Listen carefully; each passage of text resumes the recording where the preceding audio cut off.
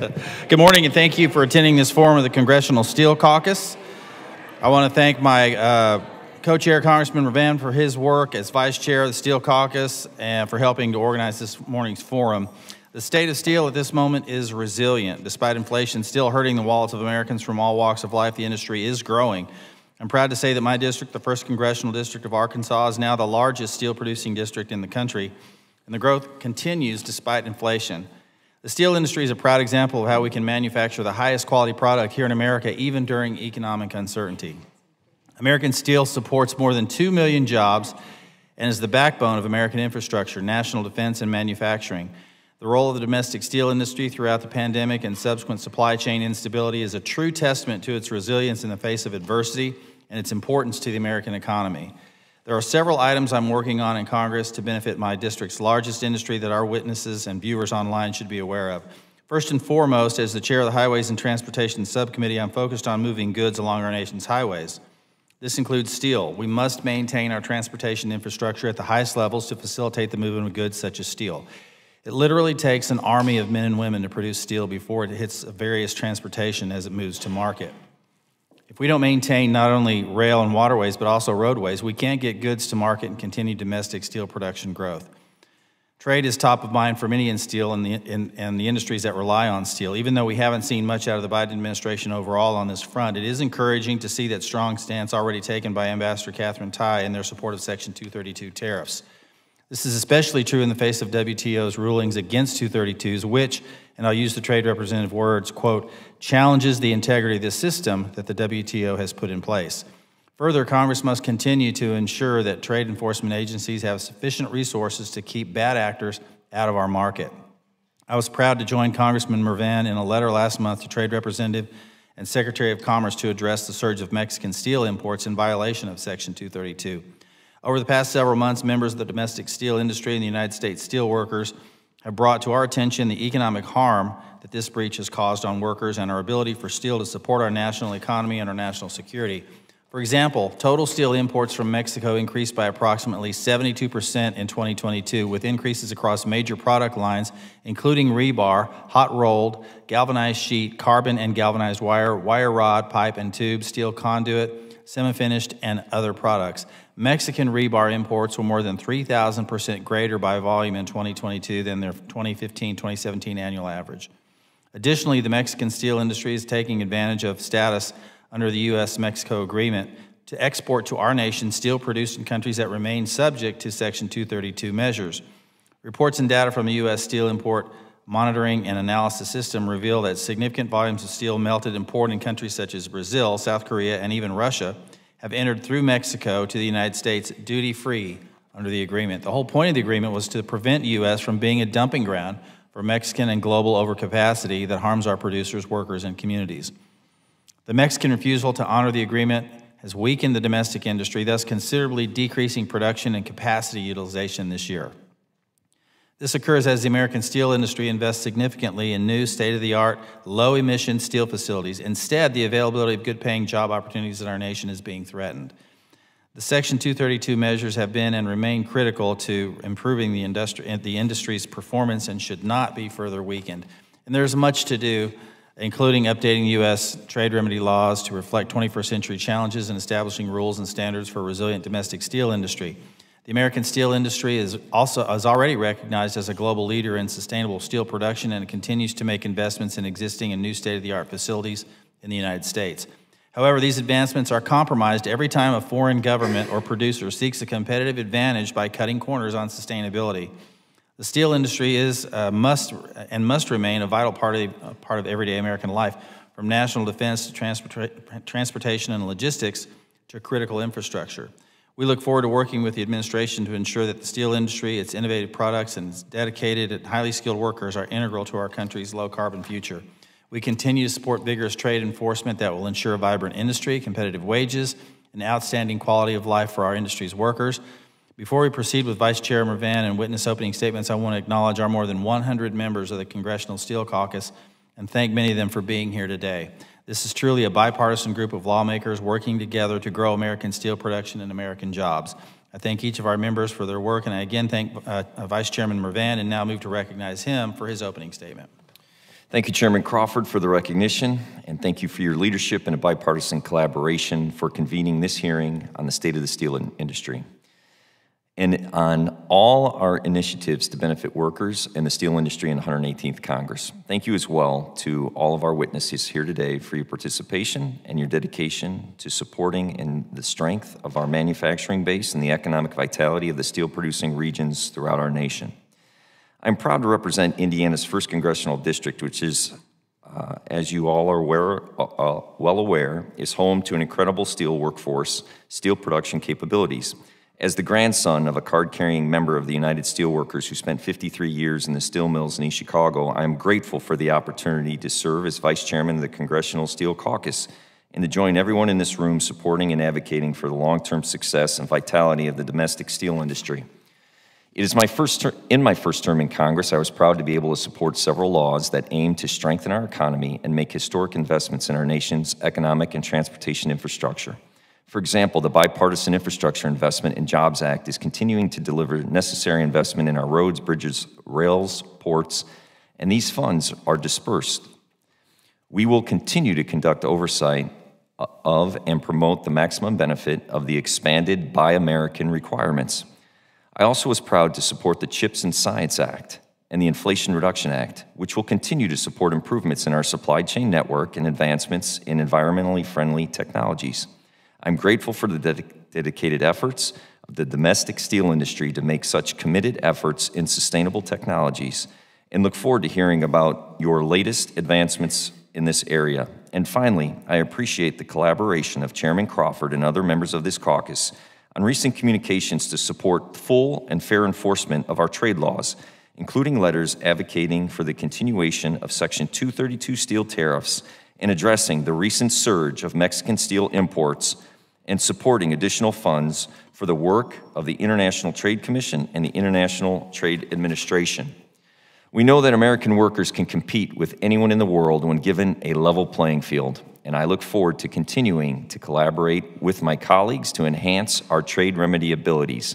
Thank you again to all of our witnesses for participating in today's hearing. I am grateful for your dedicated initiatives to support our workers, our national economy, and our national security. I look forward to your testimony and the subsequent discussion. Thank you. Thank you, Congressman Ravan. I now want to recognize our distinguished witnesses and thank you all for being here today. Your testimony to the House of Representatives Congressional Steel Caucus is a critical part of our work year after year, and we appreciate your input and insight as leaders in the steel industry.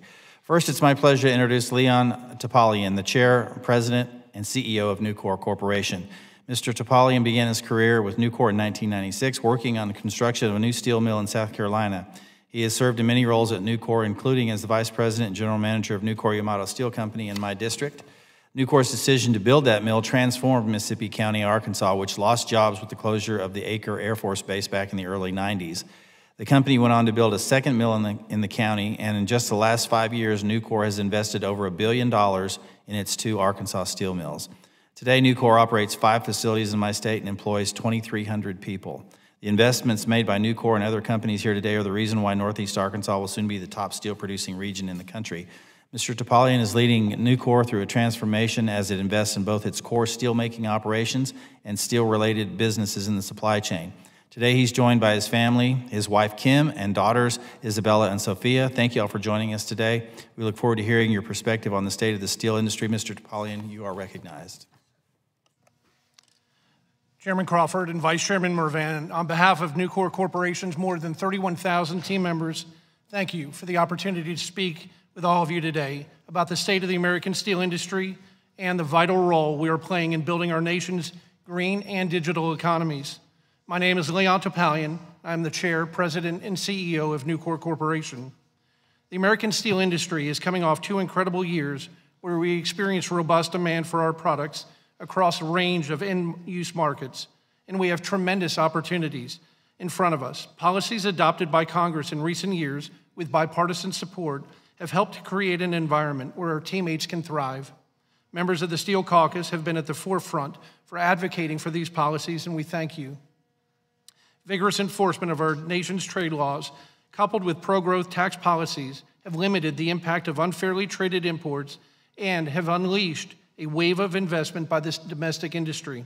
Since the beginning of 2020, Nucor is now more than 2/3 of the way through a $14 billion investment CapEx plan that's going to double our earnings growth from pre-pandemic levels. We recently started up a new state-of-the-art plate mill in Kentucky and have announced the addition of new steel mills in West Virginia and North Carolina. We've also added new capabilities at several of our existing steel mills that position us to meet the demand for steel that will be generated by public and private investments in infrastructure, clean energy, and advanced manufacturing facilities producing semiconductors, pharmaceuticals, and EV batteries. For more than 50 years, Nucor has been built on a sustainable model of recycling steel to produce new steel and steel products. Today, as the largest recycler of any material in the Western Hemisphere, we continue to push recycled steel into products never previously imagined. Our new plate mill in Kentucky will be among only a few globally and the only American mill capable of manufacturing at scale the heavy gauge plate for offshore wind towers and monopiles. We strongly believe that our nation's clean energy infrastructure must be built with sustainable American steel. Unfortunately, recent guidance from the Treasury Department on the IRA's domestic content bonus credit threatens to gut the incentives applicable to iron and steel supply chains for wind energy. I hope we can count on this caucus to ensure that federal government investments in renewable energy projects support American production and American workers. Electric arc furnaces have led the way towards a greener steel industry, and scrap-based EAF production is far less carbon intensive and more energy efficient than traditional extractive steelmaking. And because we have continued to invest and innovate, America's recycling-based EAF producers can now make all types of steel, including heavy gauge plate and advanced high-strength and exposed automotive grades of steel. As our governments negotiate the global arrangement on sustainable steel and aluminum and considers what it means to buy clean, and clearly defining sustainable or green steel has never been more important. The American steel industry is the cleanest in the world among industrialized countries. And make no mistake, this has happened as a result of EAF technologies steadily replacing high emissions extractive steelmaking over the last 3 decades. Today, more than 70% of steel produced in the U.S. is made by electric arc furnaces, and that will continue to grow in the coming years. This massive growth in sustainable steel did not happen as a result of any government regulations or subsidies, but by simply letting the market work. Companies like Nucor have consistently and strategically used our own profits to grow our company and reward our teammates, customers, and shareholders. In contrast, our international competitors continue to produce unrelenting amounts of the dirtiest steel on the planet, often subsidized by their governments. For example, in each of the last 4 years, China has produced more than 1 billion tons of high-emission steel from integrated mills and extractive steelmaking, and continues to be built not only in China, but also in India, Southeast Asia, and elsewhere. We will win if our nation is truly seeking to use the cleanest steel to build our economy. As governments and industries we serve look to reduce their own carbon footprints through procurement and trade policy, we believe the approach must be transparent and data-driven. That is why we support the Global Steel Climate Council's single standard approach to measuring and reporting carbon emissions.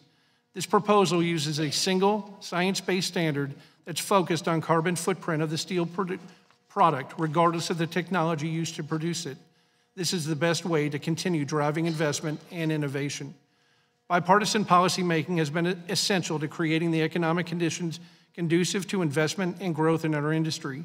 We appreciate the leadership and the support of this Steel Caucus and ask that each of you continue to lead the way in addressing policy changes that we've shared today. Thank you. Thank you, sir. And I now recognize Mr. Mervan to make the introduction of our next witness.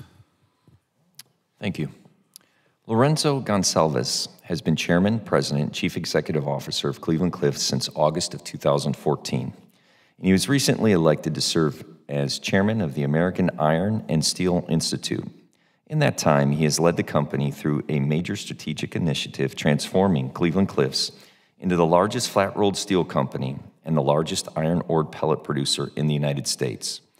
I will also note that Cleveland-Cliffs operates 2 mills in Northwest Indiana and employs thousands of steelworkers in my district.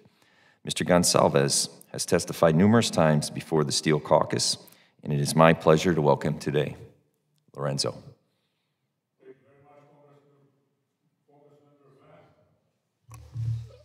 Good morning, members of the Steel Caucus. I'm Lourenço Gonçalves, Chairman, President, and CEO of Cleveland-Cliffs. I'd like to start my testimony addressing Cleveland-Cliffs' progress toward substantially reducing carbon dioxide emissions from our operations and our significantly positive impact on our clients, particularly the automotive sector.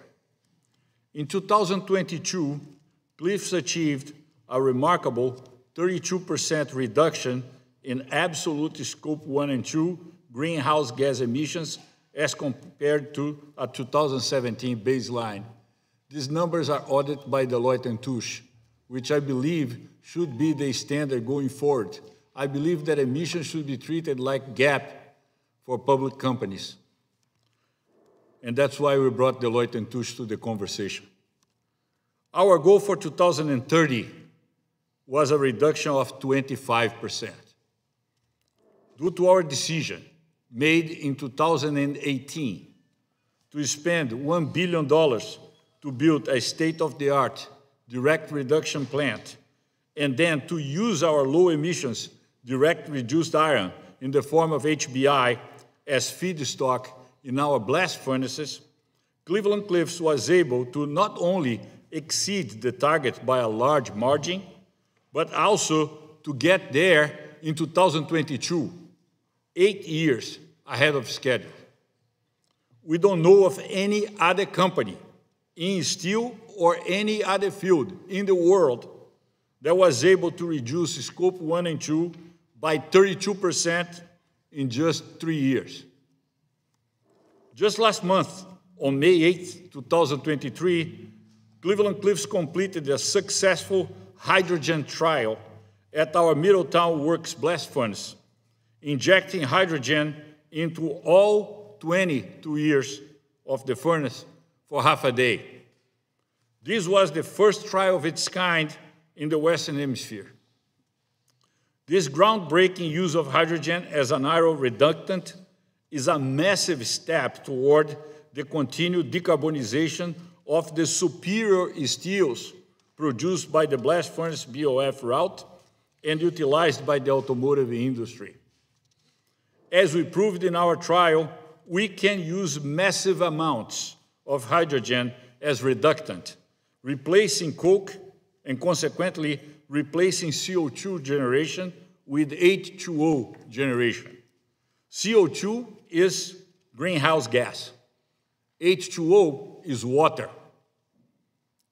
We now only need hydrogen at scale and at a cost-competitive level. Cleveland-Cliffs is working to bring about a clean hydrogen economy through our participation in 2 Midwestern hydrogen hubs. Our significant offtake will serve to resolve the chicken and egg dilemma around hydrogen. As a major consumer of the hydrogen to be produced by the hubs, we will enable the use of hydrogen by other carbon-intensive industries, particularly the automotive sector. Please keep in mind, hydrogen-powered vehicles are a very real alternative to battery electric vehicles. Some of our automotive clients, big names, are already working on the hydrogen alternative, in addition to their effort on electrification of the fleet. To that end, in the United States, Cleveland-Cliffs is the sole producer of both grain-oriented electrical steels, we call GOES, and no-oriented electrical steels, we call NOES. GOES is used in distribution and power transformers, and NOES is used in the most highly efficient electric motors, including electric vehicles. Last week, a number of trade groups sent a letter to President Biden regarding alleged limited availability of domestically produced electrical steels. Because of the interest of this caucus, this caucus has taken in the continued production of electrical steels, I must set the record straight in relation to this letter, which is just plain wrong. I addressed this caucus in March of 2020, just days before Cleveland-Cliffs finalized its acquisition of AK Steel Corporation.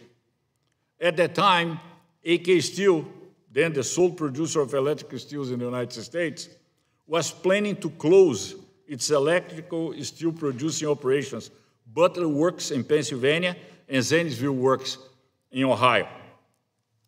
In early 2020, the electrical steel market had been decimated by imports of both GOES and NOES, as well as transformer components called laminations and cores that are simply cut and stacked pieces of GOES. Dumping from bad foreign players was forcing the closure of the sole producer of electrical steels in the United States. Such a closure would have been devastating to 1,500 men and women who work at Butler and Zanesville, most of whom are represented by the United Auto Workers, and would have led the United States to be exclusively reliant on foreign countries for the material needed to maintain and enhance the capabilities of the US grid. Despite the fact that we're very public about the serious challenges facing these operations, not one of these same trade groups took a stand on our behalf, nor did they raise any concerns about limited availability of electrical steels at that time. In March 2020, I pledged in front of this Steel Caucus that Cleveland-Cliffs would keep Butler and Zanesville open and make investments if the federal government addressed these dumped and subsidized imports. Mr. Gonsalves, I'm going to have to ask you to wrap it up, if you would, please. I'm going to finish, if you allow me, Chairman Crawford. This is very relevant for the United States of America. I would appreciate if you could allow me to conclude my half a page that I'm missing here. Go ahead. Thank you. Through the great work of leaders such as Congressman Troy Balderson, Mike Kelly, Mars Captor, Senator Sherrod Brown, Senator Bob Casey, former Senator Rob Portman, and others, were able to turn around both Butler and Zanesville. In the past couple of years, Cliffs has invested approximately $50 million in these two facilities in order to increase production of both GOES and electric vehicle grade NOES. In fact, Cleveland-Cliffs is currently producing more GOES than our customers are able to receive and process. So much so that last week we sent 2,000 tons of GOES coils to an off-site warehouse because clients can't take it. While our clients in the transforming industry are experiencing production issues resulting in extended transformer lead times, those problems relate to their labor shortages and their shortage of other materials. These problems have nothing to do with the supply of electrical steels. If electrical steels imports are permitted to flow in unrestrained, the continued production of both GOES and NOES in the US will be in jeopardy, threatening US national security investment in grid modernization and vehicle electrification needed to facilitate continued economic-wide greenhouse gas reductions. I count on the continued support of the Steel Caucus to maintain our US electrical steel production capabilities. Thank you for allowing me to finish, Chairman Crawford, and I'll be more than happy to answer any questions you may have. Thank you, sir. Next, it's my pleasure to introduce Barbara Smith, Chairman of the Board and CEO of Commercial Metals Company. Mrs. Smith is here testifying not only on behalf of CMC, but also on behalf of the Steel Manufacturers Association, one of the largest steel industry trade associations in the nation, which represent over 75% of the United States' total steel production. Ms. Smith joined CMC in 2011 as Senior Vice President and CFO before being promoted to COO in 2016 and now CEO as of 2017. In addition to her distinguished career and time at CMC, Ms. Smith serves on the board of directors for Comerica Incorporated and is actively involved with community organizations such as serving on the Dallas and Tampa boards of the American Heart Association. Commercial Metals began in Dallas over 100 years ago, where it has evolved into a multi-billion-dollar company producing sustainable, low-cost, high-quality steel that delivers a diverse portfolio of products all around the world. As one of the few women to lead a Fortune 500 company and the only woman on our panel today, Ms. Smith brings unique and outstanding experience and perspective to our forum today, and I appreciate you being here and to hear your insight on the state of the steel industry. Ms. Smith, you're recognized for 5 minutes. Thank you and good morning. As noted, I'm Barbara Smith, Chairman of the Board and Chief Executive Officer for CMC, a Texas-based Fortune 500 company with over 12,000 employees around the globe. I'm honored to testify today on behalf of CMC and the Steel Manufacturers Association, which CMC co-founded over 30 years ago. Today, SMA is America's largest steel industry trade association in terms of steel production represented, industry employment, and overall financial contributions to the U.S. economy. First, I'd like to thank the Congressional Steel Caucus co-chairs, Congressman Rick Crawford and Congressman Frank Mervan, as well as all members of the caucus for your unrelenting advocacy on behalf of the U.S. steel industry and our hardworking employees across our nation. We have not made the progress we have without your leadership and support. SMA members' companies represent over 75% of America's total steel production. Our members use clean, energy-efficient electric arc furnace steelmaking technology, which uses recycled metal as a primary raw material, producing the cleanest steel in the world. Steel is the single most recycled material in the world and is infinitely recyclable, creating the circular economy required for low-emission steel production. CMC was founded 108 years ago as a metals recycling company and has grown to be one of the most innovative and environmentally advanced steelmakers in the world. Each year, we gather, sort, upgrade, and transform almost 20 billion pounds of scrap metal into new steel products, which forms the backbone of our nation's infrastructure. Steel can be found everywhere, from the places we live and work to the roads we travel, as well as the vehicles that protect our soldiers, making steel a critical part of our economy and national security. By utilizing our modern, efficient, and low-emission micromill and mini mills, the steel that CMC produces has at least 75% less embodied carbon than the exact same steel product produced by traditional steelmaking technology. Today's EAFs can and do produce a full range of steel products, products that people wrongly claim could never be produced in lower emissions EAFs. At CMC, our products are substantially lower in embodied carbon than both integrated producers and most EAF steel producers globally due to our continuous investment in innovative new technologies. And we continue to make improvements to our world-class position every day. However, as we sit here today, I can't help but be reminded of where the industry stood just 5 short years ago. It was on the brink of an economic crisis due to the unprecedented volumes of unfairly traded imports that were flooding our borders. Steel companies were laying off employees, reducing production, and closing operations just to survive. The industry filed numerous trade cases with mixed results as countries continuously found ways to circumvent our outdated trade laws. The government stepped up and implemented the Section 232 tariffs, which leveled the playing field against the unfairly traded imports. The rationale was clear. A strong steel industry is critical to our nation's infrastructure, national security, and economic success. It remains a huge risk for the U.S. to rely on countries like China, Russia, and others to provide the steel our infrastructure and national security requires. Thanks to the actions, the U.S. steel industry rebounded and responded by investing over $15 billion in capacity expansion, which has led to the hiring of thousands of additional employees, put Americans back to work with high-paying manufacturing jobs. Recently, our industry has announced an additional $9 billion in new investments over the next several years. This new, efficient green melting capacity is electric arc furnace-based, and EAFs will soon constitute about 80% or more of U.S. production, while the rest of the world remains 70% reliant on iron ore-based integrated steelmaking. These investments in production capacity will ensure that we have the steel to support our country's needs for infrastructure, manufacturing, energy, and national security. At CMC, over the past 5 years, we have commissioned a new micromill in Oklahoma. In addition, we are in the process of commissioning a first-of-its-kind merchant and rebar combination micromill in Arizona, and have recently announced the construction of a new micromill in West Virginia, totaling approximately 1.5 million tons of new steel production capacity and $1.5 billion in capital investment. Your actions have provided the industry with a solid foundation that will continue to bring high-quality manufacturing jobs back to America. But our work is not done. We continue to be threatened by imports that undermined our recent investments in the U.S. economy.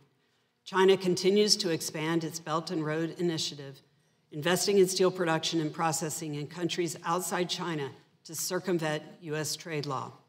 The 232 tariffs have been weakened by the tariff rate quota mechanisms implemented with the EU, Japan, and the UK. The new global arrangement, if not implemented properly, has the potential to allow high-emission steel imports to enter the U.S. tariff-free. At the same time, we are seeing massive surges of imports from our southern border, which is not in compliance with the USMCA trade agreement. We are at a critical juncture where we need up-to-date, common-sense trade policy that looks out for the hardworking American steelworker. The United States' global adversaries and even some allies are taking advantage of our outdated trade laws. We need action now before we are faced with the same situation we found ourselves back in 2018. I urge each of you to support the Level the Playing Field 2.0 legislation, which is being presented, I believe, today, into the House and Senate. We are doing our part by investing in the industry's future, and we must work together to provide the necessary tools to ensure a successful future for our steelworkers and their families. I thank each of you for the opportunity to testify and look forward to answering any questions you may have. Thank you, Ms. Smith. I recognize Mr. Mervan for introduction of our next witness. Roy Hausman serves the legislative director for the United Steelworkers, where he has worked for over a decade. In this role, Mr. Hausman oversees the USW legislative priorities and has a policy focus on the steel sector, international trade, and retirement security. He has testified at multiple anti-dumping and countervailing duty steel cases before the International Trade Commission. Prior to his work at the USW, Mr. Hausman was a local union president and city council member in Montana, where he worked at a paper mill as an operator.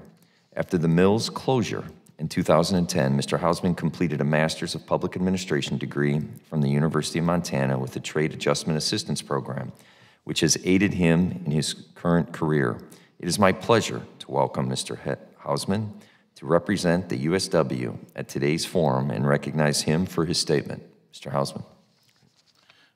Thank you. Steel Caucus co-chairs Crawford and Van, thank you for the opportunity to testify today at the State of the Steel Industry Forum. United Steelworkers President Tom Conway gives his regards and was unfortunately unable to attend today's event. The United Steelworkers is the largest union in the steel sector, and we work closely with the industry, including many present here today, to ensure that the domestic steel sector is strong, vibrant, and provides good American jobs. My remarks will focus on how we can maintain a level playing field for America's steelworkers. This will require the continued engagement of the Steel Caucus on issues facing workers and industry, and my remarks will focus on the Section 232 tariffs and the global arrangement in steel, the need to address the surge of steel imports in Mexico, why we need to update our trade laws, and finally ensuring taxpayer dollars maximize job creation with Build America, Buy America implementation.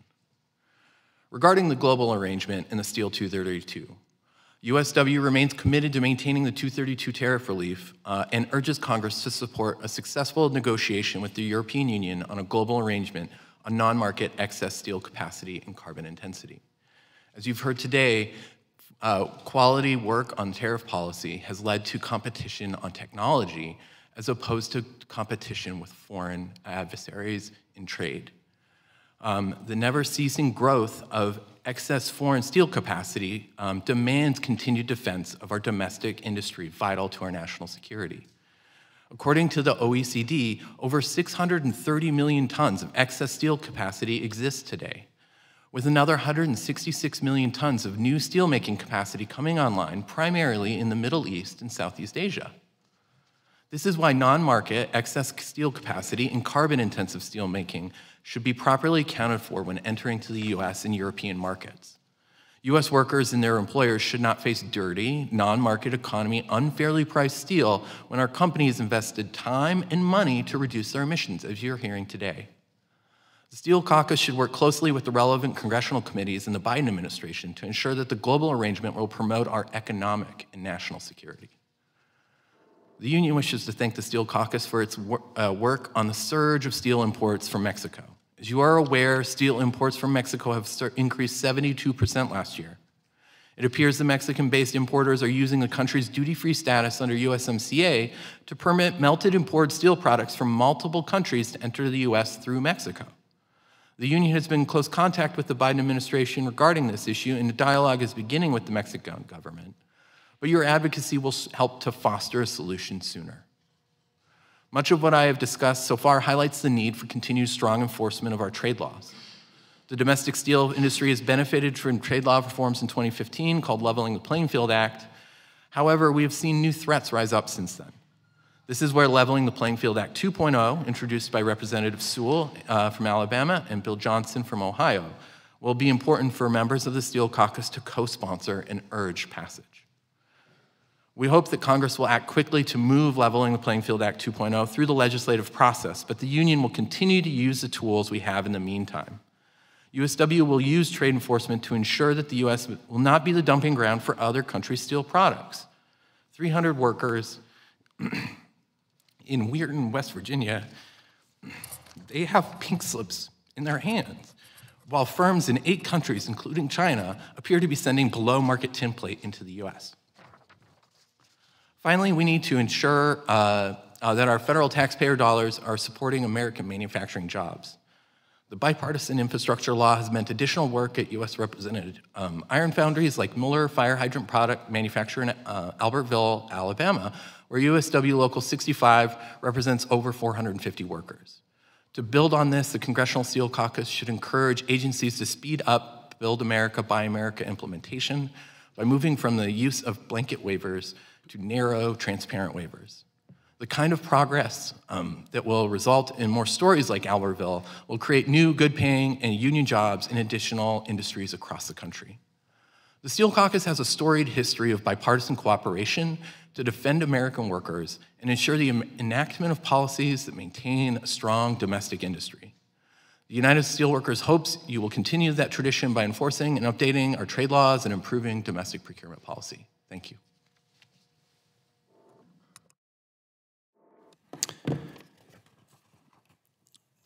Thank you, Mr. Hausman. It's my pleasure to introduce Rich Fruhoff, Senior Vice President and Chief Strategy and Sustainability Officer for U.S. Steel Corporation. Mr. Fruhoff joined U.S. Steel in 2014. In his role, he is responsible for creating and driving U.S. Steel's strategy and sustainability priorities to achieve profitable growth. He also has responsibility for developing policy and methods that will support U.S. Steel's future by aligning business sustainability and organization opportunities. In addition to his role as Senior VP, Mr. Fruhoff is chair of the U.S. Steel Foundation, is a member of the Fellow American Bar Association, and as a native of Pittsburgh, serves on the board of directors of the American Red Cross of Southwestern Pennsylvania. Also headquartered in Pittsburgh, of course, is U.S. Steel, one of the most historic steel manufacturers and organizations in the United States. However, U.S. Steel is moving new investments to the Mid-South, constructing a mini mill in Fairfield, Alabama, and acquiring the mini mill leader Big River Steel in my district. I was impressed to learn that Big River was awarded the first ever responsible steel site certification in North America for sustainability practices. My staff and I had a chance to visit the Big River development last October, and let me just say, Mississippi County in Northeast Arkansas is open for business in steel production. Mr. Fruhoff, thank you for being here. I look forward to your testimony. Appreciate your contribution and dedication to U.S. Steel and to the steel industry. You're recognized for 5 minutes. Thank you, Chairman Crawford and Vice Chairman Mervan. On behalf of the over 22,000 men and women of U.S. Steel, thank you for the opportunity to join you all this morning. We appreciate the bipartisan caucus's leadership in supporting American steel making. From our iron ore mines in northern Minnesota to our integrated iron and steel making operations in Gary, Indiana, the Mon Valley outside Pittsburgh, Granite City, Illinois, and our electric arc furnaces in Fairfield, Alabama, and Osceola, Arkansas, U.S. Steel mines, melts, and makes steel in the USA, and we have been doing it for over 120 years. Steel is critical to our national and economic security, and it is critical to providing a foundation for the reshoring and homecoming of manufacturing. We need American-made steel to rebuild and supply American-made manufacturing. Global steel overcapacity and the actions of foreign governments and producers that feed overcapacity are a very real threat. This excess steelmaking in China and other countries distorts global steel trade flows. Our U.S. industry is investing to grow stronger, to create jobs, and to continue to meet our nation's needs. We cannot allow this to be undermined by overcapacity on unfairly traded imports. Strong trade enforcement and continuation of the Section 232 National Security Action on steel imports is critical. As Chairman Crawford noted, U.S. Trade Representative Tai and the administration have stood strong on the WTO's erroneous decision regarding the permissibility of the 232 National Security Action, and it's gratifying to see two successive administrations stand up for American steelmaking.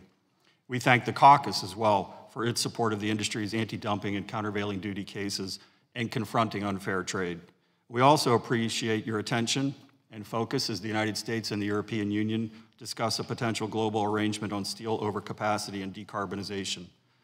A successful outcome and agreement would be one that ensures that America makes the green steel our nation needs for the electric vehicles, for our power grid, and for a clean economy.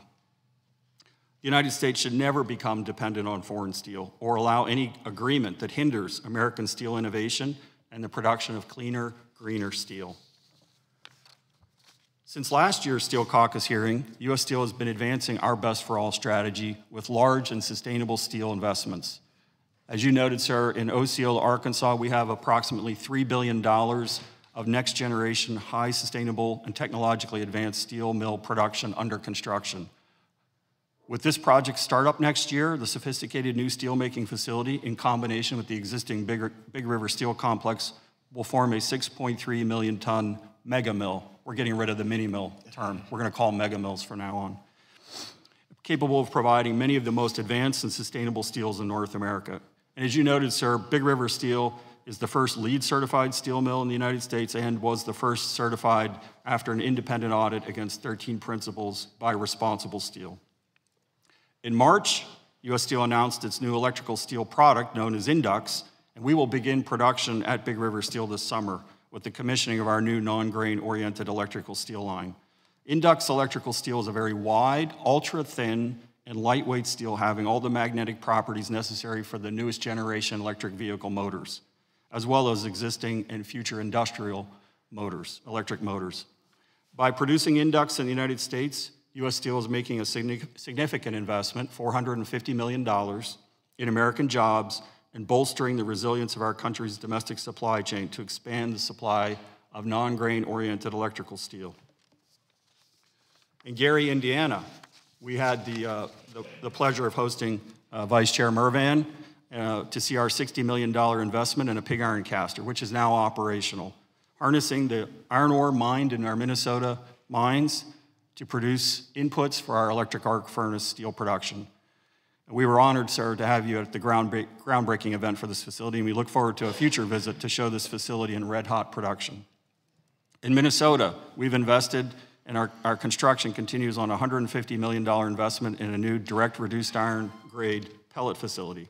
This project will help diversify the iron range to serve electric arc furnace steelmaking. We look forward to its startup in the months ahead. And at the Mon Valley Works near Pittsburgh, where we spend approximately $100 million a year just on environmental compliance, we are pleased to be part of Allegheny County achieving 3 straight years of meeting the federal national ambient air quality standards. Environmental stewardship is a core priority at U.S. Steel, and we actively focus on environmental excellence to strengthen awareness, education, and engagement efforts. U.S. Steel is the first American headquartered steelmaker to publicly announce a 2050 net zero carbon emissions goal. Programs enacted in the Bipartisan Infrastructure Law and in the Inflation Reduction Act will help the U.S. compete in the global race to decarbonize steelmaking. Developing and deploying needed technologies requires collaboration and public-private partnerships between business, government, academia, and NGOs. We encourage Congress to continue to develop solutions to boost American competitiveness and manufacturing. Thank you again for giving U.S. Steel the opportunity to participate in this hearing. I look forward to today's discussion. Thank you, sir. Thank you, Mr. Fruhoff, and I recognize Mr. Mervan to introduce our final witness. Andy Anakin is the Executive Vice President and Chief Commercial Officer of the Bull Moose Tube and also serves as Chairman of the Committee on Pipe and Tube Imports. Mr. Anakin has over 30 years of sales leadership experience in the metals industry and has worked for both mills and distributors. It is my pleasure to welcome Mr. Anakin and his daughter Chloe, who's joining him, who's proud to be here with him to join us for our discussion today. Mr. Anakin. Good morning.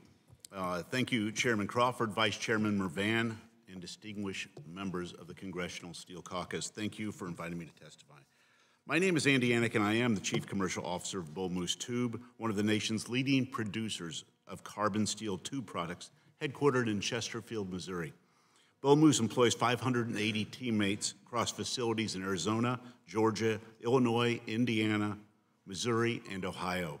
Our company's newest investment is a 350,000 ton per year structural and sprinkler pipe mill located on the campus of Steel Dynamics in Sinton, Texas. Our company is proud to be part of an innovative domestic steel pipe and tube industry that has been a driving force in our nation's manufacturing for over a century. The other domestic producers have also made significant investments in facilities over the past few years in Arkansas, Indiana, Kentucky, Ohio, Oklahoma, Texas, and Wyoming. This morning, I am pleased to appear as chairman of the Committee on Pipe and Tube Imports, the nation's leading trade association of the U.S. pipe and tube industry. CPTI members make an array of carbon and stainless steel tube, pipe, and fittings products. Today, our member companies are in 32 states and 132 congressional districts with 38,000 employees across the country. The industry is an essential customer of the nation's steel industry. In fact, many of the companies on today's panel with me are suppliers of flat-rolled and long products to the pipe and tube industry. Historically, the industry has been challenged by unfairly traded imports of pipe and tube from across the globe. Today, there are still 85 anti-dumping and countervailing duty in place which cover our pipe and tube products. Our industry was at rock bottom in 2017 when imports took 2/3 of the market. The imposition of the Steel Section 232 program, along with existing anti-dumping and countervailing duty orders, directly caused import penetration to begin to fall. The industry supports Section 232 and urges the Steel Caucus to continue its engagement with the administration to retain the program along with properly enforce quotas to level the playing field for the industry. In the past 2 years, imports have slowly crept back, and at the end of 2022, import penetration was back up to 40% of the market. We do thank the caucus for sending a letter to the administration in May on this very important matter. The CPTI is also engaged with the administration on the U.S.-EU dialogue on the global arrangement to reduce carbon emissions in global steel production and restore market-oriented conditions. As these negotiations move forward, we are aware that the EU announced in April of this year that they will institute a carbon border adjustment mechanism in January 2026, with reporting commencing this year. This new policy covers aluminum, cement, steel, fertilizers, hydrogen, and electricity. As reported by the EU, and I quote, "This is a landmark tool that will put a price on the carbon emitted during the production of carbon-intensive goods that are entering the EU." At the recent CPTI annual meeting, members discussed this new EU policy, and we all agreed that Congress should explore legislation that would level the playing field on entries of high carbon imports by enacting legislation that imposes a cost to imports of high carbon emitting steel products. This is necessary to prevent carbon leakage in the form of an import surge into the U.S. when the EU, UK, and Canada impose these carbon tariffs. Our industry makes a number of products for the renewable sector, including torque tube used in solar trackers and other steel products used in the installation of solar projects. The Department of Treasury's IRS issued guidance earlier in May on bonus tax credits as they pertain to the procurement of domestically manufactured products, including products made of iron and steel. We are concerned that there may be a difference in interpretation as to the requirements for procuring U.S.-made steel products and would welcome engagement from the caucus to inquire with Treasury, Department of Energy, and the White House for clarification. As the Steel Caucus moves ahead in the 118th Congress, we would like to highlight a few of our priorities.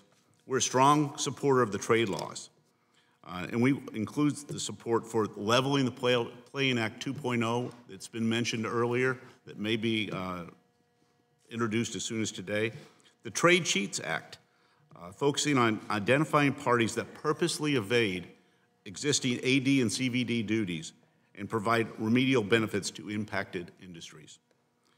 We support the enforcement of the Buy America program for the national infrastructure projects and of the tax credit provision of the Inflation Reduction Act for domestic steel products.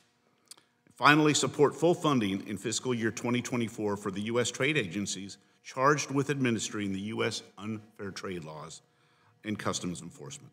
For over 4 decades, the Congressional Steel Caucus has paved the way in the development and enactment of legislation that has led to a stronger, stable, and innovative domestic steel industry. Our industry remains resilient, and with your ongoing leadership and support, we can continue to grow. The CPTI looks forward to closely working with you in the 118th Congress. Thank you.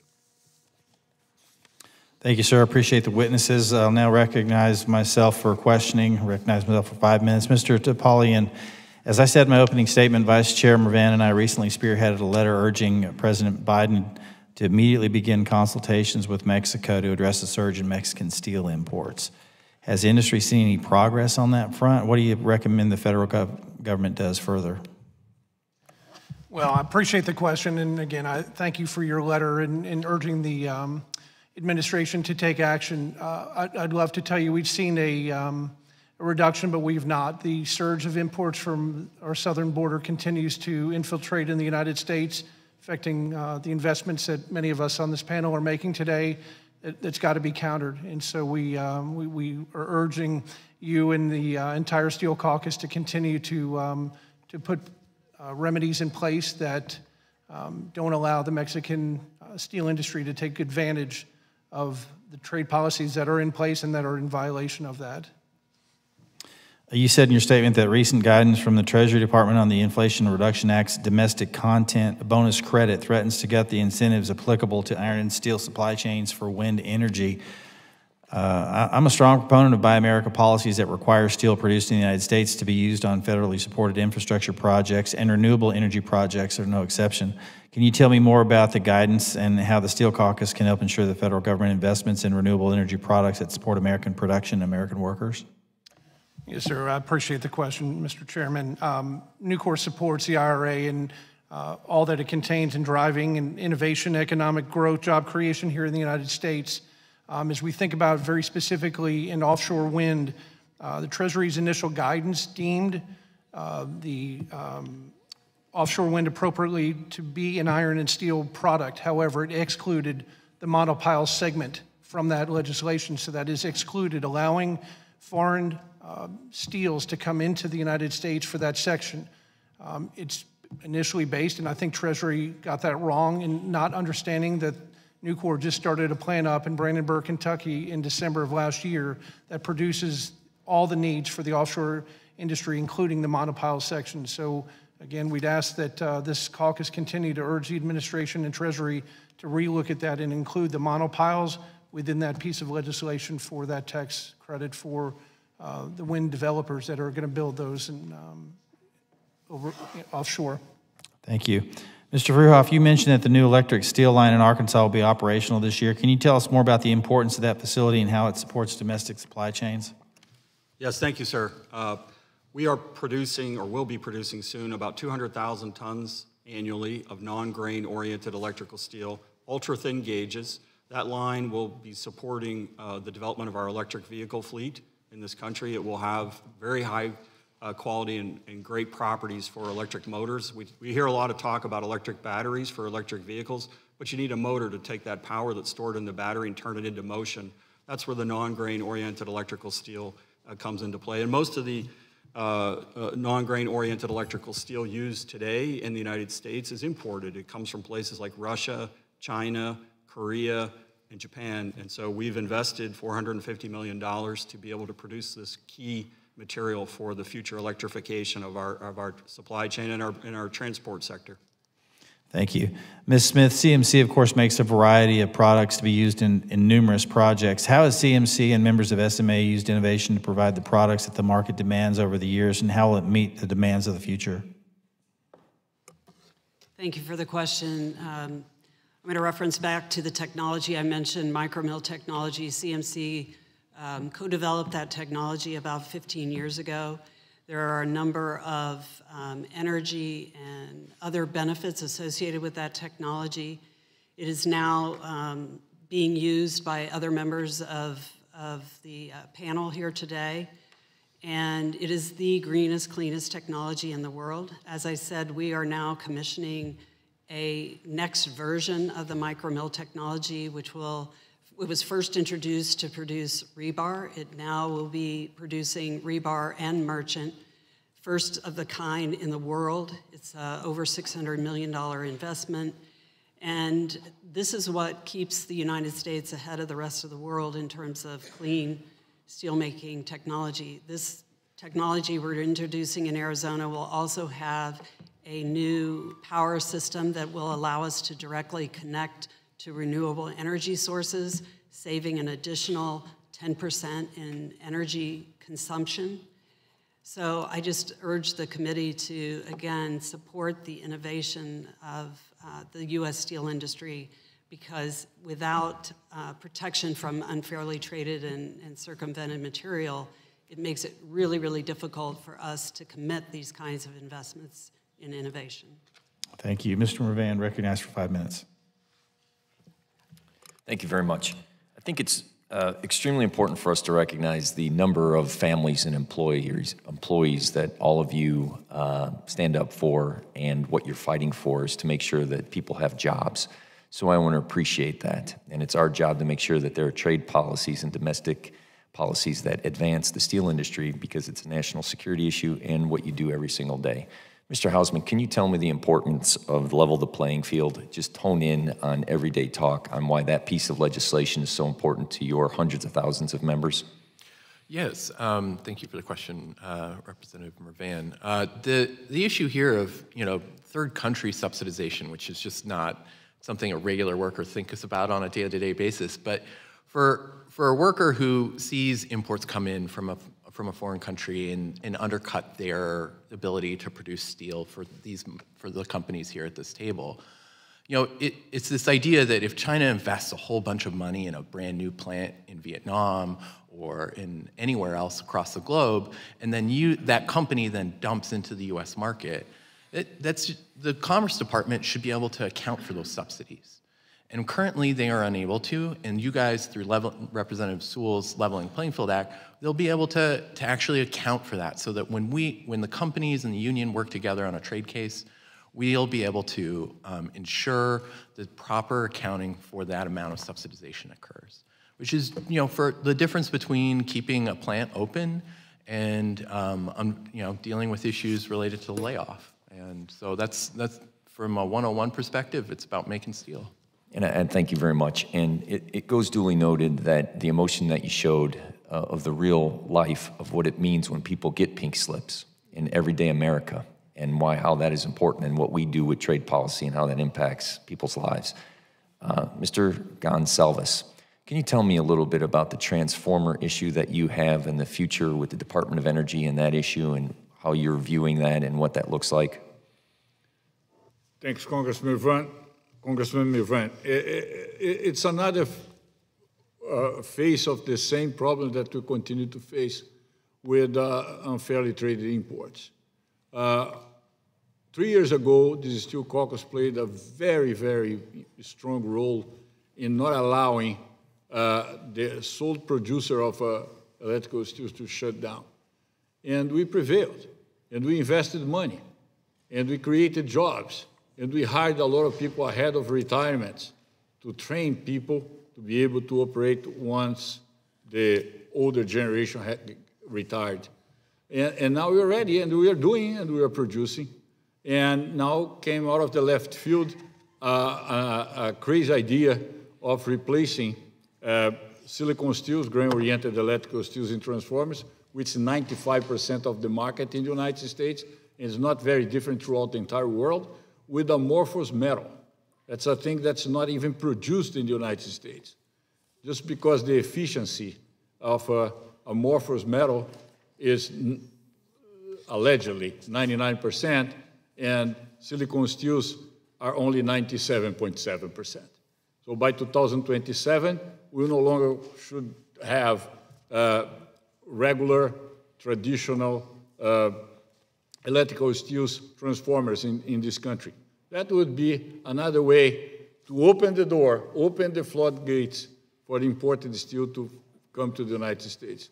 So we have to stop that, because that's, among other things, would impair the ability to upgrade the electrical grid that's so important for everything that we have been talking here.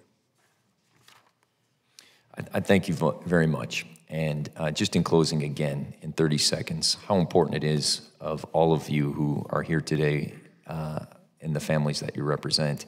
I bring with me often a grade school friend of mine who has an ancillary business. It's Crown Engineering, Repair, and Manufacturing, but it's a great story. Went to Purdue, became an engineer, worked in the steel mills in Gary, Indiana, and made his own company and employs 75 people. His business depends upon your success and our success. So again, I want to thank you, because that's the American dream, and also the national security component that you add to the United States of America, and all your hard work to reshore domestic manufacturing and your belief in the American domestic manufacturing. I thank you very much. With that, I yield back. Gentleman yields. Dr. Joyce, recognized for 5 minutes. Thank you, Mr. Chairman, and thank you for our panelists for being here today. Please recognize that the commitment to U.S. steel exists today in the United States Congress. As part of my role as the Vice Chairman of the Environment, Manufacturing, and Critical Materials Subcommittee on Energy and Commerce, I am very concerned about grid reliability and maintaining domestic supply chains for critical steel components. Mr. Fruhoff, in your opening statement, you said, and we are listening, that American steel is necessary to provide American manufacturing. I couldn't agree more. Mr. Fruhoff, would you discuss the importance of electric steel to grid and to national security implications if we were to lose the ability to manufacture this critical material domestically? Yes, sir, thank you. Well, I should note that I've been with U.S. Steel about 8.5 years, but prior to that, I worked at Westinghouse Electric Company, a nuclear technology supplier, so I've spent a lot of time on electricity issues and grid and power issues. You couldn't be more spot on, sir.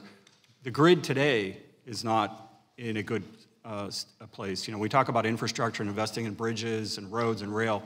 We need to invest in the electricity grid and transmission network just to keep it stable today. And then when you think about the electrification of transport, more electric vehicles, more electricity for power generation, and it's the transmission's the weak link.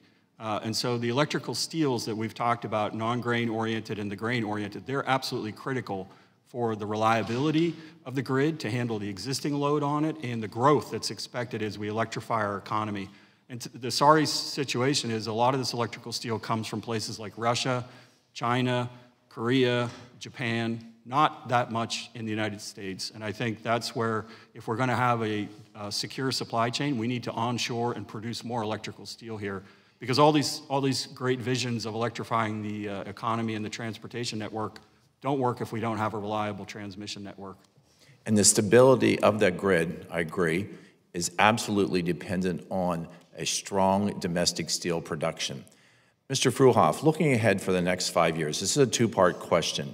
Do you believe that the American steel industry's primary opportunities, what are the primary opportunities and what are your primary challenges?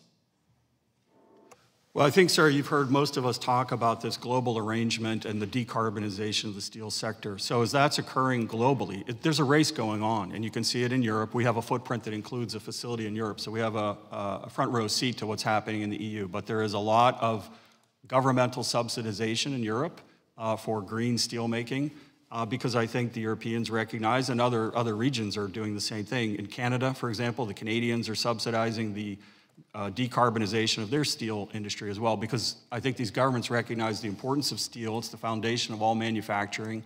The multiplier effect, when you think about job creation, Mr. Mervan just talked about it, right? It's not just the direct jobs, it's all the additional jobs that support steel and manufacturing in general. So the decarbonization of the steel industry is both a risk and an opportunity. We already have here in the United States an advantage because 2/3 of our steel production, about 70%, is electric arc furnace today, which is much lower greenhouse gas intense than the blast furnace route.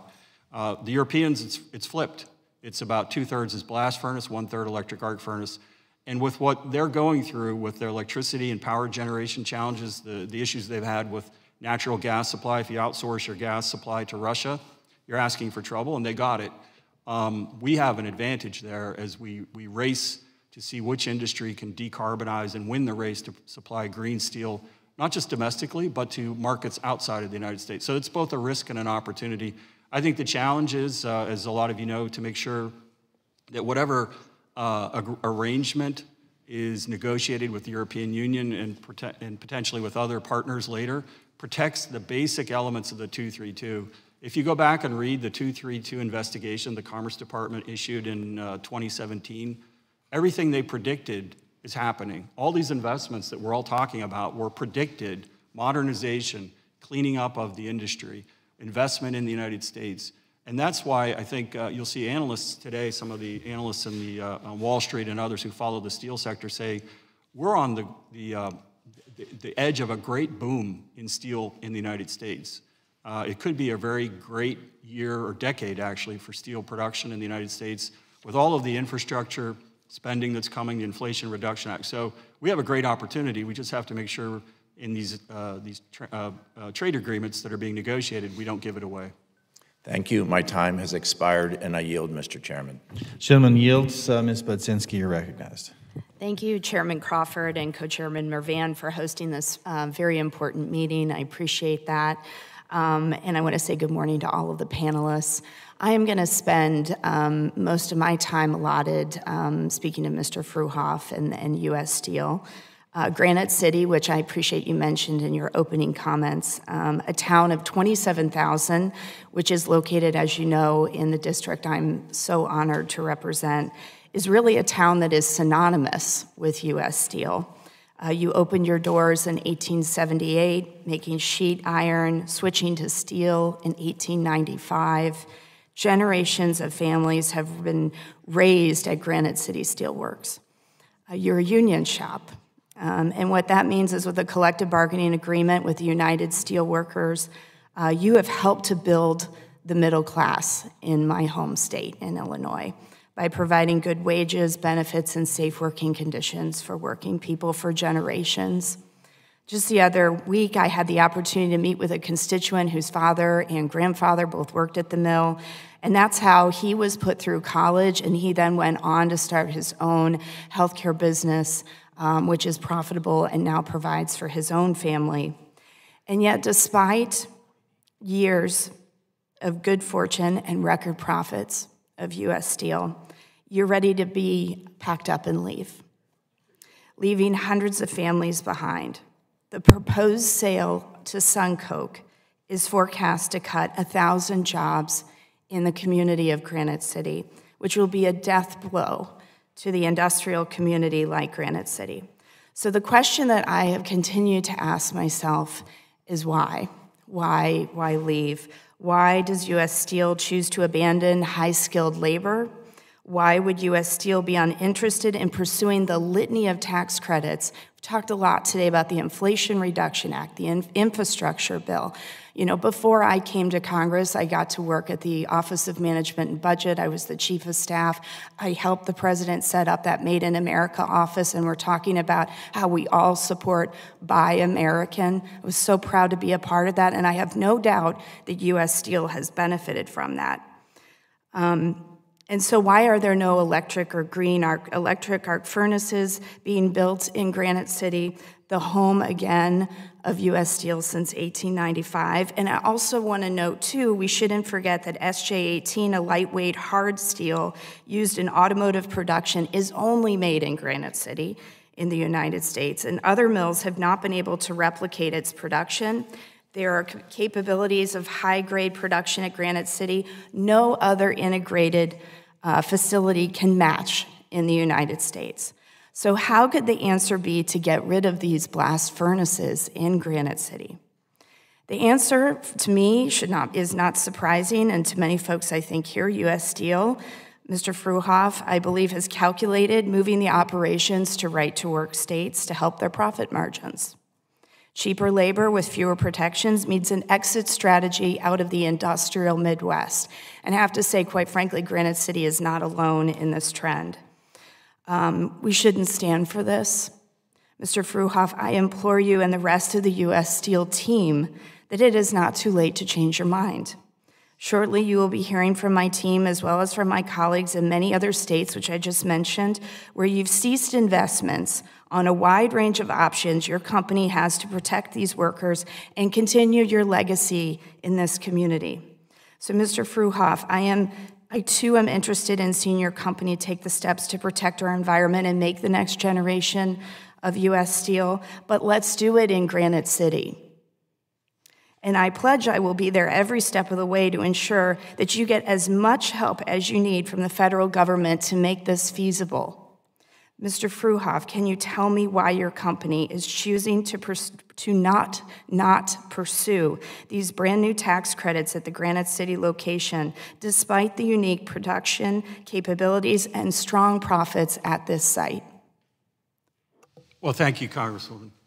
As I think when we spoke earlier this year, and I'm happy to talk to you later about this as well, it is not possible to put an electric arc furnace facility into Granite City without raising the entire complex. So we could lay off a lot of steel workers for several years while we tried to put in an electric arc furnace facility. That would not be a great outcome. That's what SunCoke is doing, though, correct? They're building an electric arc furnace? No, they're not.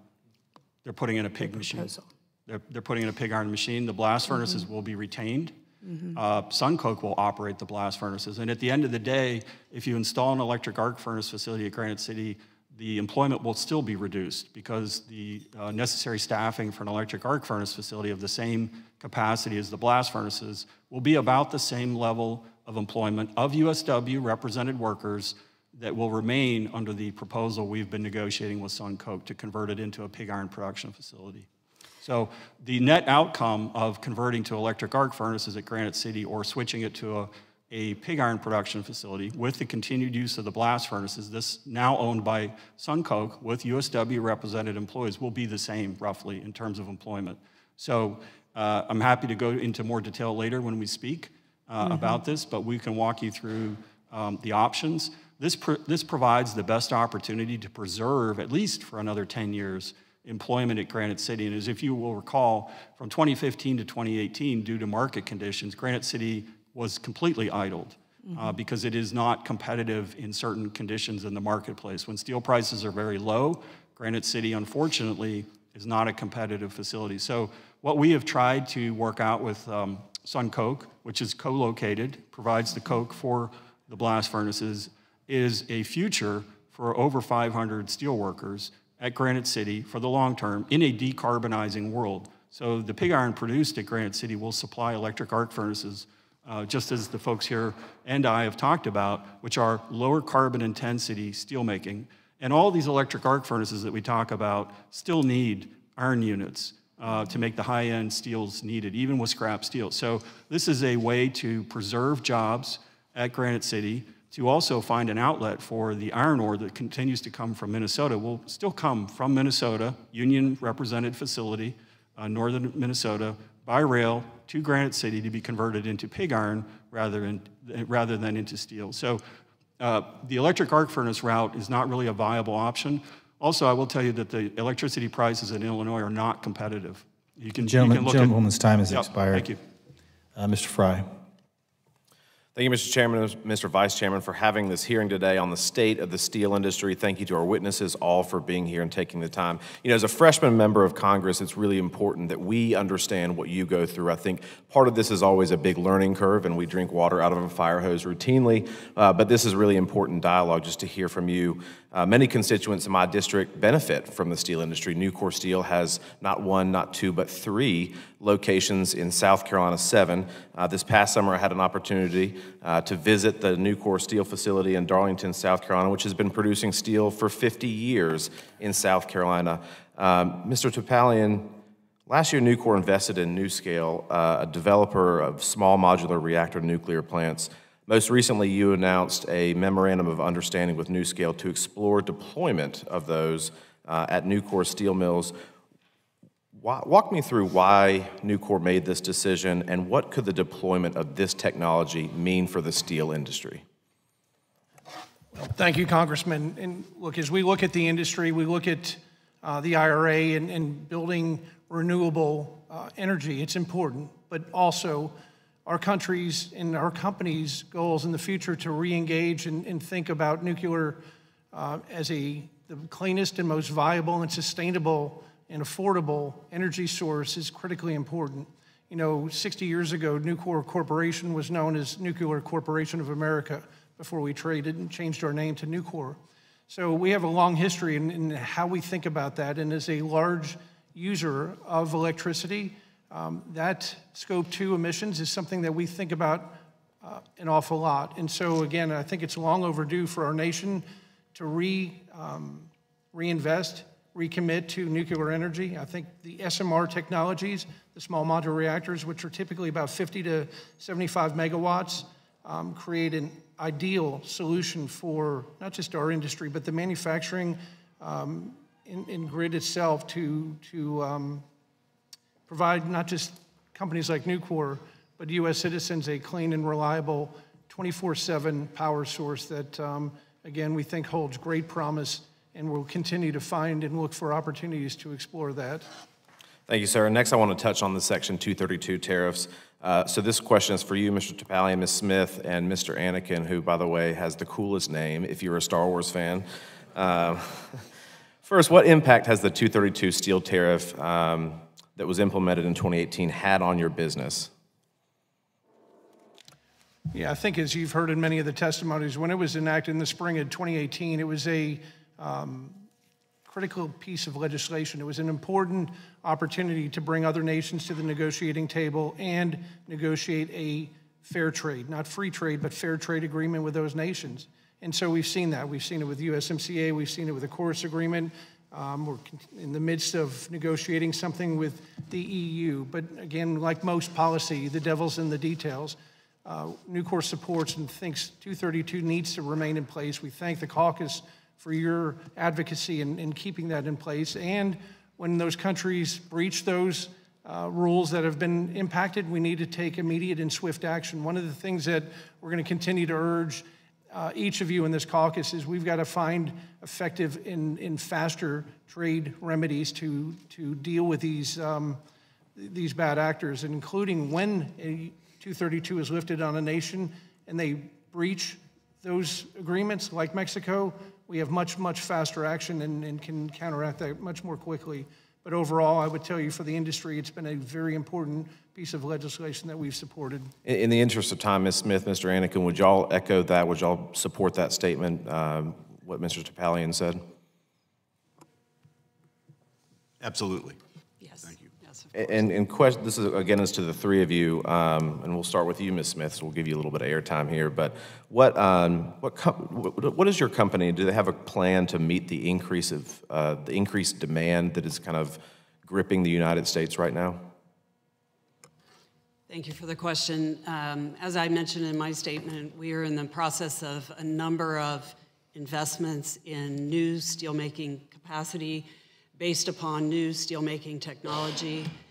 We are commissioning our new mill in Mesa, Arizona, which will be poised to meet the needs of the infrastructure, the existing FAST Act, as well as the new infrastructure investments that are being contemplated and planned. We announced earlier this year our intent to build another micromill in West Virginia, which again will be coming online in a time frame to meet the increasing demand. And our business supports largely infrastructure, unlike some others that have a broader product range. So we're keenly focused on that, and we will be prepared to meet the increasing needs. Thank you, Mr. Chairman. I see that my time has expired, and with that, I yield back, sir. Gentleman yields. Ms. Sewell, 5 minutes. Good morning, everyone. First, I'd like to thank the Steel Caucus, run so ably by Rick Crawford and Frank Mervyn, for always representing the interests of U.S. steel companies all around America. We know that these are good paying jobs. We know that it allows the folks the workers, the Alabama workers, I represent the state of Alabama and specifically District 7, and we're so proud of the fact that we have both Nucor, several facilities of Nucor as well as U.S. Steel. In so many ways, Alabama has been called the Pittsburgh of the South, and we take that as a badge of honor. The steel workers of Alabama have great paying jobs with excellent benefits, and with the help of a strong union, they are living the American dream. And we want that to continue. As we discussed today, we know that the industry, the steel industry, faces enormous challenges, including anti-market dumping from China. In 2000, China produced about 18% of the world's supply of steel, and today it provides roughly 50%. By modernizing our trade policies, we can finally combat China's Belt and Road Initiative and their subsidization of factories that are designed to dodge our current U.S. trade laws. Here's what I know for a fact. If American companies and American workers are allowed to play on a level playing field, we will win each and every time because we do produce the best steel. So I am proud to announce that I will be reintroducing the Leveling the Playing Field 2.0 Act this morning. I believe all of you endorsed the bill last Congress, and we look forward to working with you again this Congress to get the bill across the finish line and signed into law. At the end of the day, this bill is about standing up to China and protecting good-paying American jobs. I would like to thank my colleagues, Bill Johnson, Frank Mervyn, as well as Beth Van Dyne, for co-leading this transformational legislation with me in the House of Representatives. I would also like to thank Senator Brown and Young for being the champions of this bill on the Senate side. Moreover, I was proud to co-lead the bipartisan Fighting the Trade Cheaters Act with my colleague Mike Bose, which will increase civil penalties for fraudulent and grossly negligent violations of the U.S. trade laws. These two bills are concrete examples of legislation that will directly combat China's illegal trade practices. As a proud member of the Ways and Means Subcommittee on Trade, I can assure you that I will continue to fight for stronger enforcement of U.S. trade laws, and that we will seek to do all that we can to uplift American workers and American steel industry. I know that our several of the panelists have already commented on Leveling the Playing Field 2.0, but I know that Mr. Toplin, as well as Mr. Sorry, I'm losing track. Sorry. The panelists that have not commented on Leveling the Playing Field 2.0, I would love to hear your thoughts about how this legislation will be transformative to this industry. Well, thank you, Congresswoman. Thank you for your support. We, Nucor and our 32,000 team members, thank you for, in the caucus, for the work that you and the senators have done to reintroduce this. We are all going to be benefactors of that. And as you mentioned, illegal dumping and subsidies is something that will never go away. You know, when you have a country like China that can produce over 1.3 billion metric tons of steel annually that it doesn't consume, it's going to find the home in the greatest economy in the world, which is the United States. We've got to be at the ready, and we've got to continue to look for ways to faster implement the dumping, because their proclivity to find circumvention is nonstop. It will continue Absolutely. Every day. And so I'd love to hear from Mr. Fruhau as well. I'm sorry, my time is running. You're good. Absolutely. Thank you.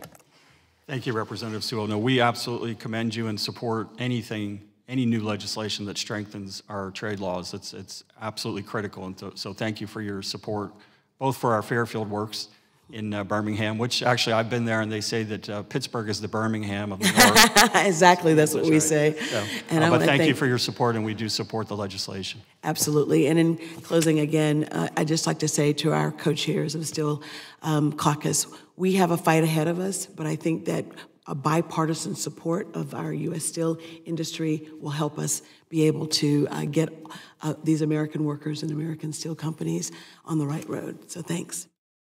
Gentlelady yields. Dr. Barrett. Thank you, Mr. Chairman and Ranking Member, and appreciate all of you witnesses being here. I think what I can do is share a personal experience. Nucor has a new facility, or has a facility in Crawfordsville, Indiana. Mr. Napoleon, you know that. And so when it was coming, when the plant was being built,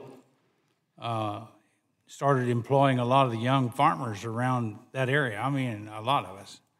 So I decided that I ought to find out about this facility and kind of know what it does. And so I made a call, and one of your people answered the phone, and I said, I got some salvage steel that I would like to sell, and are you interested?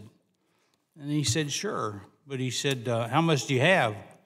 So I thought for a minute, and I said, I think I could get a pickup load pretty quick. And he just chuckled on the other end, and he said, sir, we'd like to help you, but we deal in carloads, railroad carloads, semi-loads, but I can refer you to some other people to help. But anyway, the point I'm trying to make is that the addition of your facility in Crawfordsville, Indiana, which is just south of Representative Mervin, I'm butt up against him anyway, was a real addition to our community. Those young farmers and farm families, they could be employed there.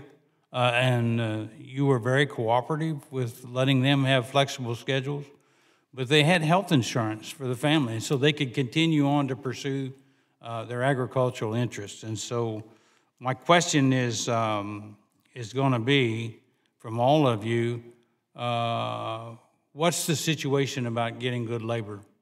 I'm very proud. I want you to know, agriculture is my background, and I'm very proud of the young people that you have there at Crawfordsville. So my question is for all of you is labor.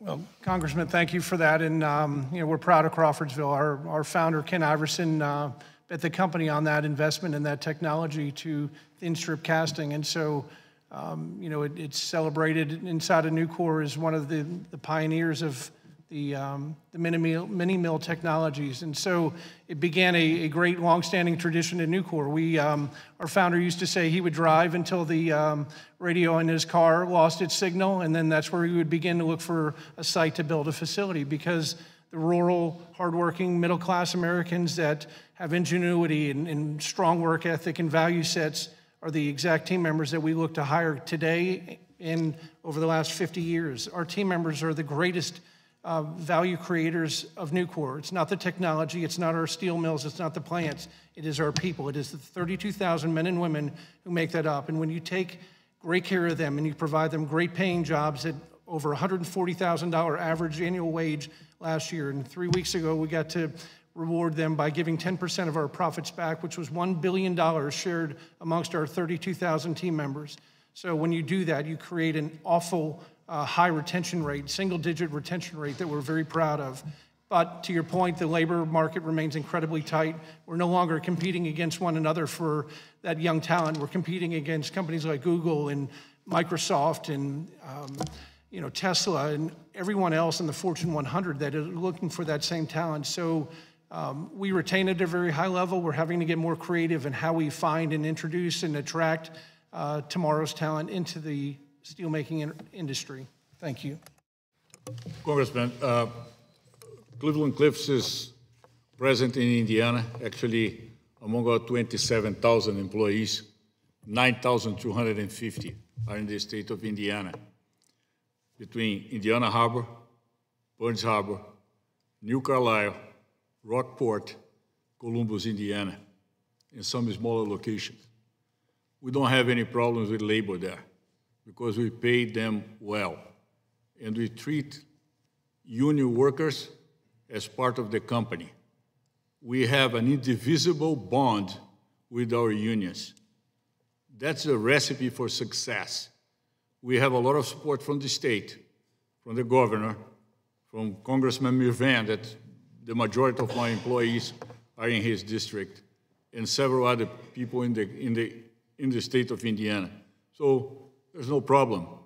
We just need to educate our people that good-paying union middle-class jobs are very good jobs, and you can raise a family working for a steel mill. I see that I'm out of time, but I want you to know, too, that, agriculture, the equipment we use today uses a lot of iron, and you want quality iron. You don't want to be broke down when you're trying to plant a crop. So with that, I yield back, Mr. Chairman. Thank you, Dr. Baird. And I think our final member from Minnesota, Mr. Stauber, we'll recognize you for 5 minutes. Glad you got your gear. I hope you guys didn't see what I was just doing. I forgot my hearing aids this morning, and I literally just got them in. So I want to thank Chairman Crawford and Vice Chairman Mervin for holding this. And, the district that I represent in northern Minnesota shares a deep generational history with the U.S. steel industry.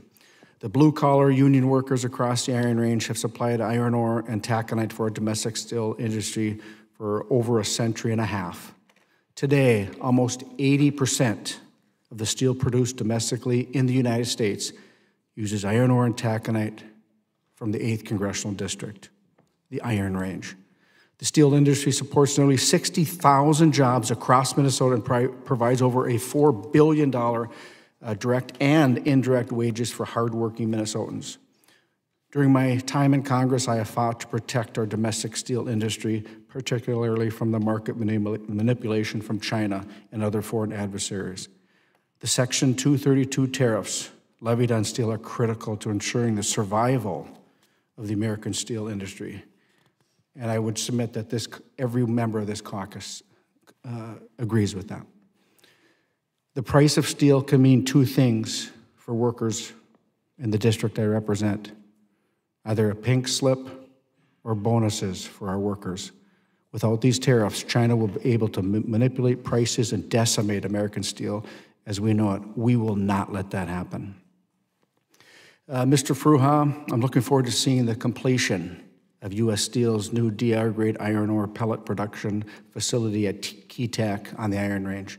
This new facility will ensure that we continue to produce products that are mined, melted, and made in America. Can you talk about how this investment helps the Iron Range diversify to meet the future needs of American-made steel?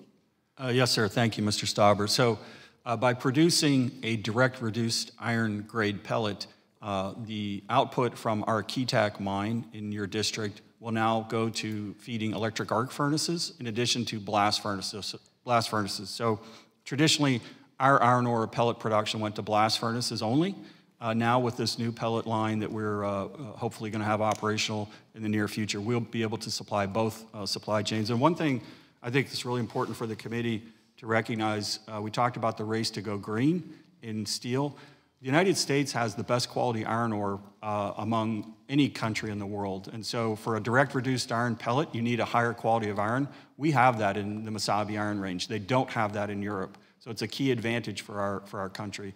And I also wanted to note, we're creating more. It's a net increase in USW represented jobs with that investment. Well, we appreciate the $150 million investment as well. Mr. Gonzalez, as you noted in your written testimony, Cleveland Cliffs has made incredible investments focused on improving the company's environmental impact. Can you share a bit more on these new investments and how they are utilizing innovative technologies to help reduce Cliffs' environmental footprint, as well as the role iron ore from Minnesota plays in that? And how would you say this differentiates Cleveland Cliffs from steelmakers operating overseas? That's a great question, Congressman Stauber. Appreciate the question. There's a tendency, particularly here in the United States, because the industry has an enormous participation of electric arc furnaces, to talk lowly about blast furnaces, lumping together all blast furnaces as if all blast furnaces were the same. They are not. We have the most advanced blast furnace technology in the entire world, and we continue to prove that every day. We are the highest users of HBI, direct reduced iron in the form of hot briquetted iron, in blast furnaces in the entire world. This pre-reduced iron does not need coke, so does not need C. it's pre-reduced. So we reduce the usage of cokes, therefore reduce the generation of CO2 to numbers that are not replicable around the world. Nippon Steel, for decades, was the benchmark of the production of steel for the automotive industry, just refurbished the blast furnace in Nagoya to supply Toyota, Honda, and Nissan, and they did it without having any consideration when you use direct reduced iron. We do that here. We also use a lot of natural gas that mitigates the use of coke. And very soon we're going to be in Indiana using hydrogen. And that will further mitigate the use of coke. So our CO2 generation is by far the lowest in the world. So that's our differentiation, and that's why we'll continue to support the automotive industry as they go further and electrify the fleet and go to hydrogen. And just one quick follow-up. What can Congress do to help enable this progress to continue enabling a vibrant domestic steel industry? The very first thing is having hearings like today. And when we have a chance to expose to you what reality is about. We live in a world of the headlines. EAFs are better than blast furnaces. Yes, I agree. I have 5. And I produce electrical steels in EAFs. I produce stainless steel in EAFs. Produce a plate in EAF. But we produce a lot of other steels in blast furnace that will continue for decades. Mm-hmm. And iron ore from Minnesota and Michigan will continue to flow in, using a lot less coke and producing a lot less CO2 in comparison with the rest of the world. And that's what the 2.0 is so important. I urge you to support, pass this legislation. We are the best in what we do as a country, as an industry. That's mined in America, manufactured in America, made in America. Yes, sir. I want to, before he gavels me down, one of the things that I don't think we've talked about, at least I didn't hear this morning, the SULOCs. You can be rest assured this committee, with our chairman and ranking member, we're committed to funding the SULOCs, which is so important. 16% of our GDP comes through there, and that taconite goes through the SULOCs to the southern part of our mid part of our country to make that steel. So with that, Mr. Chair, thanks for your patience. Gentleman yields. Mr. Mervan, any final thoughts before we conclude? My final thoughts very quickly and concisely are, first of all, thank you. Thank you again, as I mentioned, for what you do for the families, for what you do for national security, and what you do for those hundreds of thousands of people that you employ, and your thought process, and making sure that you're protecting one of our thriving economies in Northwest Indiana when we talk about trade, and we talk about what we need to do in the tin mill, and how, as a member of Congress, we have to protect the southern border and other countries, bad actors who are now beginning to dump overcapacity within our United States. So I thank you very much and look forward to working with you in the future to make sure we have a thriving steel industry, all of you. And I do want to thank the staff members who helped put this together today, and they did a phenomenal job. And I thank you, Chairman, for all your efforts and for your questions. Thank you. Thank you, and I associate myself with the comments of the Vice Chairman. And with that, we want to thank all of you for being here today. Appreciate your thoughts, and we appreciate our ongoing relationship with your industry. Thank you, and with that, this committee hearing is adjourned.